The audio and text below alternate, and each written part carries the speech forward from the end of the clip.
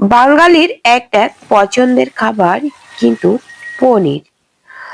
আলু পনিরের ডালনা খেতে কিন্তু দারুণ লাগে। তোমরা হয়তো সবাই রান্না করতে পারো ভালো, কিন্তু আমি আজকে আলু পনিরের ডালনা কিভাবে রান্না করলাম সেই ভিডিওটা তোমাদের সাথে শেয়ার করছি। কেউ স্কিপ করো না, প্রথম থেকে শেষ পর্যন্ত দেখার অনুরোধ রইল। এই যে দেখো আমি এখানে পনির নিয়েছি। দেখো আমি 400 গ্রাম পনির আছে এখানে। এই যে দেখো পনিরগুলো একটু ছোট ছোট। আর এই যে দেখো আমি এখানে আলু কেটে নিয়েছি। এই যে দেখো আলু কেটে ধুয়ে রেখেছি। আর নিয়েছি আদা নিয়েছি, আর এখানে একটা টমেটো কেটে নিয়েছি, আর 4টে কাঁচা লঙ্কা। তো এই দিয়ে আজকে রান্না হবে, তো কেউ স্কিপ করো না, প্রথম থেকে শেষ পর্যন্ত দেখো। কড়াইতে দেখো তেল দিয়ে দিয়েছি, তেলটা একটু ভালো করে গরম করে নেব। তো এই তেলের ভিতরে দেখো দিয়ে দিলাম একটু লবণ। লবণ দিয়ে তেলটা ভালো করে গরম করে নিয়ে আমি এই তেলের ভিতরে দিয়ে দেব পনির গুলো। এই যে একটা দিয়ে দেখলাম যে তেলটা গরম হয়েছে কিনা। তো এখন আমি সব পনির গুলো এর ভিতরে দিয়ে আমি একটু নেড়ে চেড়ে ভেজে নেব। বন্ধুরা দেখার শুরুতে একটা লাইক করে দিও, আর পারলে বন্ধুদের সাথে শেয়ার করে দিও। আর নতুন বন্ধুরা আমার চ্যানেলটা সাবস্ক্রাইব করে আবার পাশে থাকা বেল আইকনটি ক্লিক করে রেখো, তাহলে পরবর্তী ভিডিও আপলোড হলে নোটিফিকেশন অতি সহজে পৌঁছে যাবে। আর পেয়ে যাবে সুন্দর সুন্দর ভিডিও, অজানা অনেক টিপস। তো দেখো পনির গুলো উল্টো পাল্টা করে আমি এই যে দেখো একটু ব্রাউন কালার করে ভেজে নিয়ে এই জলের ভিতরে তুলে নেব।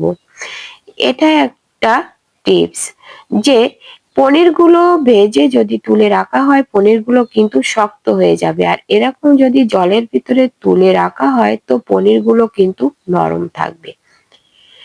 তো এই যে দেখো আস্তে আস্তে আমি পনির গুলো সবে জলের ভিতরে তুলে নিলাম। এই যে দেখো বন্ধুরা সব পনির গুলো এই যে জলের ভিতরে এইভাবে তুলে রাখলে কিন্তু পনির গুলো সব এরকম একেবারে নরম থাকবে। আর ওই তেলের ভিতরে দেখো আমি দিয়ে দিলাম আলুগুলো। কেটে ধুয়ে রাখা নতুন আলুগুলো আমি একটু ভেজে নেব। আলুগুলো ভেজে নিতে হবে যাতে করে 50% আলু সেদ্ধ হয়ে যায়। তো দেখো আমি লবণ দিয়ে দিলাম আলুর ভিতরে, আর দিয়ে দিলাম হলুদ দিয়ে আমি আলুগুলো নেড়ে চেড়ে ভেজে নেব।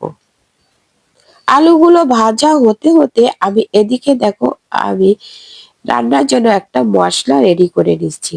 এই যে দেখো আদাটা আমি পরিষ্কার করে নিয়ে একটু ছোট করে টুকরো করে কেটে নিলাম।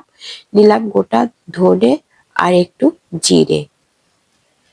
এবার একটু জল দিয়ে এগুলো আমি একটু শিলপাটাতে একটু বাটনা করে নিচ্ছি। তো আমি এখানে কিন্তু খুব বেশি মশলা ব্যবহার করব না, একেবারে সামান্য এই ঘরে থাকা এই মশলা দিয়ে কিন্তু রান্না হবে। তো এই যে দেখো এটা আমার বাটনা হয়ে গেছে। তো এবার দেখো যে টমেটো নিয়েছিলাম সেই টমেটোটাই কিন্তু এবার আমি একটু শিলপাটাতে বেটে নেব। তোমরা চাইলে কিন্তু এই মশলাটা মিক্সিতেও বেটে নিতে পারো। তো এই যে দেখো কিছু কিছু মশলা আছে না এই শিলপাটাতে বাটনা করলে না তরকারির স্বাদটা যেন দ্বিগুণ বেড়ে যায়। তো এই যে দেখো আমি টমেটোও কিন্তু বাটনা করে দিলাম। এই সামান্য মশলায় কিন্তু আমার রান্না হবে দুর্দান্ত। দেখো আলুগুলো কিন্তু 50% সেদ্ধ হয়ে গেছে। তো আলুগুলো দেখো আমি তুলে নিলাম। নিয়ে এই তেলের ভিতরে আমি আর অল্প একটু তেল মিশিয়ে দিলাম। দিয়ে এই তেলের ভিতরে দিয়ে দিলাম শুকনো লঙ্কা, আর দেখো ফোড়নের জন্য নিয়েছি এলাচ আর একটু দারুচিনি থেতো করে নিয়েছি, আর দুটো তেজপাতা দিয়ে দিলাম, আর গোটা জিরে তেলের ভিতরে দিয়ে দিলাম। দিয়ে এই মশলাটা যখন ভাজা ভাজা হয়েছে, যখন ঘিরান বের হয়েছে, তখনই দিয়ে দিলাম বেটে রাখা যে ধনে জিরে আদা বাটা আছে সেটা দিয়ে দিলাম। নিরামিষ দিনে এরকম একটা রেসিপি থাকলে আর কোনো কিছুর দরকার হবে না, একদম কথা দিচ্ছি। জাস্ট খেতে অসাধারণ হবে। আর পনিরেও কিন্তু দাম খুব বেশি না, মাত্র 600 টাকা কেজি আমাদের এখানে। তো দেখো মশলাটা একটু ভাজা হলে তার ভিতরে দিয়ে দিলাম টমেটোর পেস্ট দিয়ে, এবার একটু টমেটোর পেস্টটা দিয়ে একটু কষিয়ে নেব, দিয়ে কাঁচা গন্ধটা যাতে চলে যায়।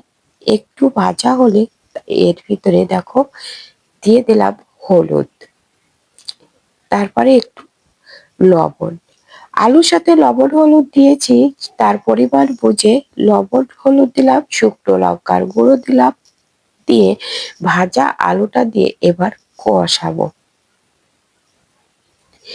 কষিয়ে নিতে হবে। তো এর ভিতরে চেরা কাঁচা লঙ্কা 4টে দিয়ে দিলাম, দিয়ে অল্প অল্প একটু জল দিয়ে একটু কষিয়ে নেব।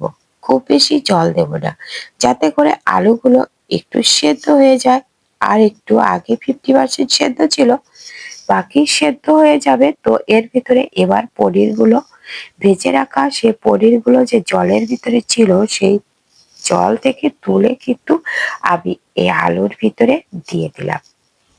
বন্ধুরা, একবার হলেও তোমরা পনির যদি এইভাবে রান্না করে খেয়ে দেখো, দারুণ লাগবে। তো তোমরা কে কেমন ভাবে রান্না করো একটু কমেন্ট করে জানিও। যে এবার দেখো পনির গুলো দিয়ে আলুগুলো দিয়ে এবার একটু কষিয়ে দিলাম। পনির গুলো দিয়ে দেখো কষানো হয়ে গেছে। তো আলুগুলো কিন্তু আমার প্রায় সেদ্ধ হয়ে গেছে। তো এই পর্যায়ে আমি পরিমাণ মতো জল দিয়ে দেব। যে যেমন গ্রেভিটা রাখবে সেইভাবে জলটা দিতে হবে।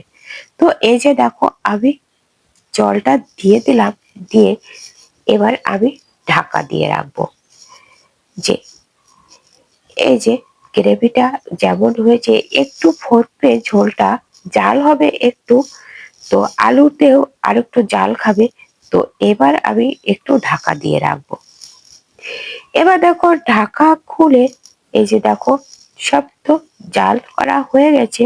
তো এবার আমি একটু গরম মশলার গুঁড়ো ছড়িয়ে দেব, দিয়ে দিলাম 1 চামচ গরম মশলা, দিয়ে একটু জাল করে আমি এতে নামিয়ে দেব। নামিয়ে নেওয়ার আগে কিন্তু একটু ঘি দেব। পনিরের তরকারিতে কিন্তু নামানোর আগে আগে একটু ঘি দিলে খেতে কিন্তু দারুণ লাগবে। তো ঘির একটা ছেড় তো থাকবে। তো এই যে দেখো হয়ে গেছে, আমি কিন্তু এবার নামিয়ে দেব। তো এই যে দেখো নামানোর পরে ঝোলটা একটু ঠান্ডা হলে দেখো কত সুন্দর কালারটা এসেছে, দেখতে কত সুন্দর হয়েছে, অপূর্ব হয়েছে। তো বন্ধুরা, তোমাদের কাছে কেমন লেগেছে আজকের ভিডিওটা তো কমেন্ট করে জানাতে কিন্তু ভুলো না। একটা লাইক দিতে ভুলে গেলে একটা লাইক করে দিও। আর এভাবে তোমরাও রান্না করে খেয়ে দেখো, রুটি পরাটার সাথে কিংবা নিরামিষ দিনে খেতে কিন্তু দারুণ হবে। আর এই যে দেখো পনির গুলো একেবারে কত সুন্দর নরম আর সফট হয়েছে, খেতে তো দারুণ হয়েছে। তো বন্ধুরা, আজ এ পর্যন্ত, দেখা হবে পরবর্তী ভিডিওতে। ততক্ষণে ভালো থেকো।